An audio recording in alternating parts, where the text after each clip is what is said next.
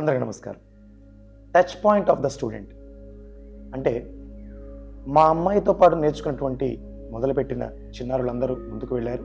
కానీ మా పాపాయి ఇంకా అక్కడే ఉంది లేదా వెనకపడి ఉంది అనుకునేటువంటి పేరెంట్స్ కోసం ఇది. చదువు వేరు, కళ వేరు. ఏ కళలో అయినా ఒకేసారి మొదలుపెట్టిన చిన్నారులు ఇద్దరు ఒకే విధంగా ముందుకు వెళతారు అని చెప్పడానికి ఆస్కారం లేదు. అందుకు రకరకాల వ్యత్యాసాలు వారి మధ్య ఉండొచ్చు.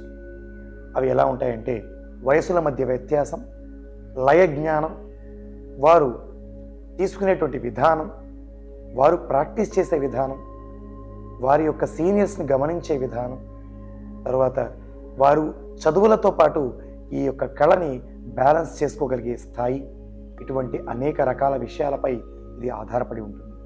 ఇవి గమనిస్తూ పిల్లలకు సహకరిస్తారని ఆశిస్తున్నాను.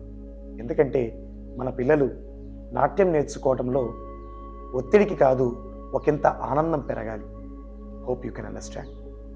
Thank you very much.